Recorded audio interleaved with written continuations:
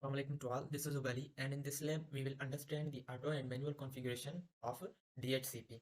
So let's go to the command prompt and type a command IP config slash out.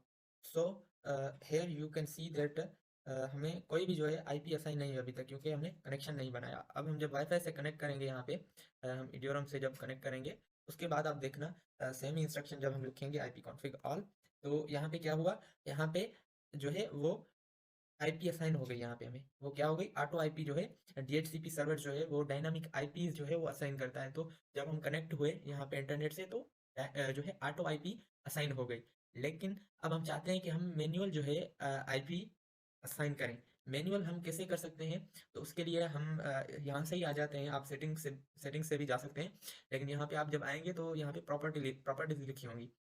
तो properties पे जब आप click करेंगे तो प्रॉपर्टीज पे क्लिक करने के बाद आप यहाँ देखेंगे आईपी सेटिंग्स। आईपी सेटिंग में आप क्या देख रहे हैं कि जो है ऑटोमेटिक डीएचसीपी जो है वो ऑटोमेटिक पे है।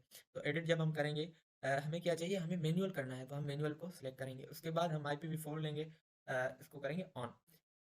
तो IPv4 में हमें क्या, जो आईपी चाहिए वो हम लिखेंगे। मैनुअली जो हम आईपी देना चाहते हैं, फॉर एग्जांपल हम आईपी देना चाहते हैं, पहले जो हमारे पास थी वो थी 10.11.88.80। तो हम 80 नहीं, अभी हम चाहते हैं कि हमें जो है 74 असाइन हो जाए, तो हम वो मैनुअली दे सकते हैं। उसके बाद सबनेट प्रीफिक्स लेंथ।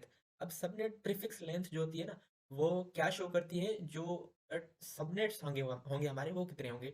या आप कह सकते हैं जो CIDR स्लैश के बाद जो हम लिखते हैं 24 लिखते हैं या 32 लिखते हैं ना, ये क्या शो कर रहा है, उस लेंथ को शो कर रहा है। तो यहाँ पे आप देख सकते हैं कि जो हमारा सबनेट मास्क था वो क्या था, 255.248.0।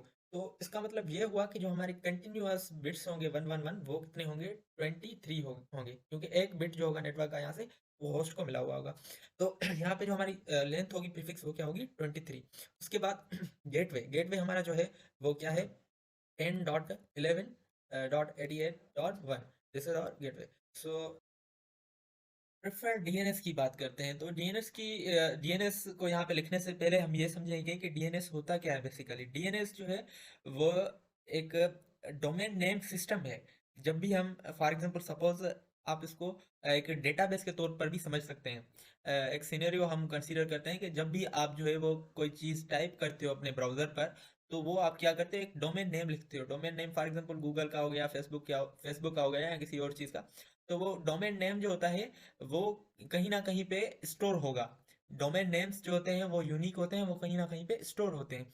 तो जब हम कोई नेम लिखते हैं www.google.com, तो वो google.com जो हमारा होता है वो डीएनएस सर्वर होता है हमारा एक, जहाँ पे हमारे डोमेन नेम्स और उनकी आईपी जो है वो स्टोर्ड होती हैं। वहाँ पे जाता है और वहाँ पे ढूंढता है कि ये जो डोमेन नेम है वो कहाँ पे है, और उसके बाद जो उसकी आईपी होती है वो हमें क्या करता है, रिटर्न करता है। तो जो आईपी होगी वो क्या करेगी, हमारे गूगल के सर्वर के साथ जो है एक लिंक क्रिएट हो जाएगा हमारा, और हम जो है वो कोई भी डेटा जो है वहां से एक्सेस कर सकते हैं या भेज सकते हैं कोई चीज। तो डीएनएस का काम ये होता है। अब यहाँ पे हमें कोई डीएनएस देना है, फॉर एग्जांपल लेट सपोज हम जो है गूगल का डीएनएस देते हैं 8.8.8.8, and alternate DNS is 8.8.4.4. So after filling this information, we will save this, and from here you will see uh, कि ये कैसे रिकनेक्ट रिकनेक्ट होके फिर कनेक्ट हो जाएगी। तो सेव, अब देखें रिकनेक्ट हो गई। उसके बाद जो है ये क्या हो जाएगी, पहले तो ये चेक करेगी कि जो हमने आईपी दी है वो अवेलेबल है कि नहीं है। अगर अवेलेबल नहीं होगी तो हमें फिर से कोई और दूसरी आईपी देनी होगी। तो लेट्स वेट।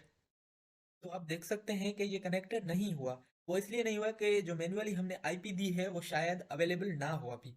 तो इसलिए हम क्या करेंगे, हम कोई और आईपी दे देते हैं 21 को, चाहते हैं कि मैन्युअली वो असाइन हो।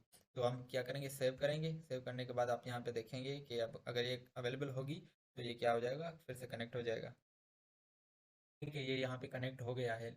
अभी हम चेक करेंगे, CMD में जाएंगे और वहाँ पे अगर हम सेम ही कमांड लिखें IP config all, तो अब आप यहाँ पे देख सकते हैं, ये देखें ये जो हमने मैनुअल दी थी आईपी, वही आईपी हमारी असाइन हो गई, और डीएनएस जो सर्वर था वो हमारा ये सेम ही है जो हमने मैनुअली दिया है।